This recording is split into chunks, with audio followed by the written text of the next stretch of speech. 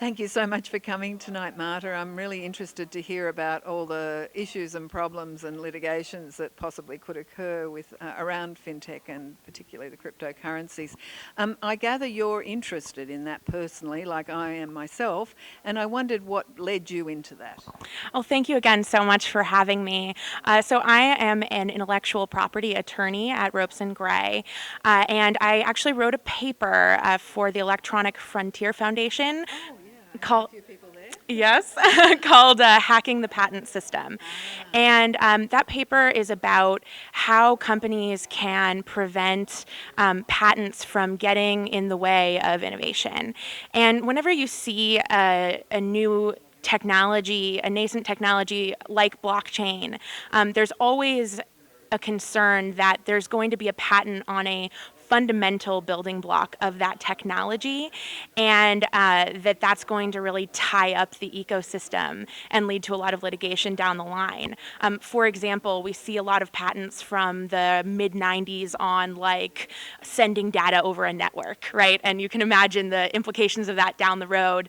And so I have been asked to speak with a lot of blockchain and Bitcoin companies about how they can get together and prevent that from happening. And so that was sort of my first foray into the space.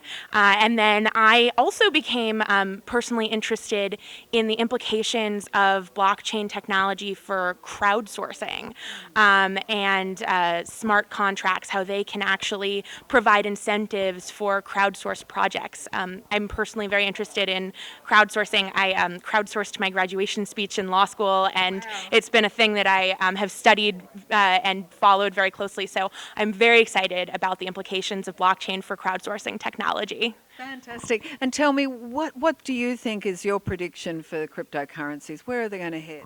So, we have Bitcoin, and the follow-on to that was Ethereum.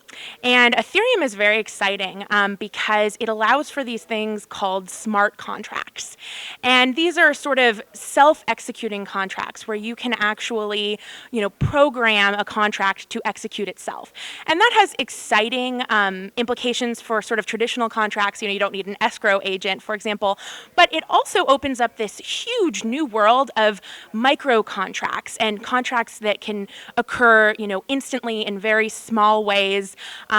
For example, let's say you wanted to build a program that actually incentivized other users to store an encrypted backup of the files on your hard drive. You could program a program that actually will say, every day, if your computer can prove to my computer that you're still storing an encrypted backup of this file, I will pay you 0.005 ether. Right? My computer will pay your computer, and that can self-execute.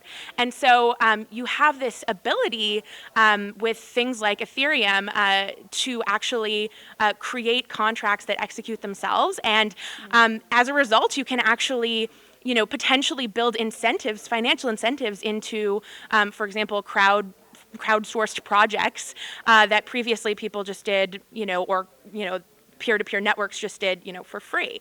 So it has huge implications, in really far-reaching implications, I think, not just for crowdsourcing, but also for things like music licensing.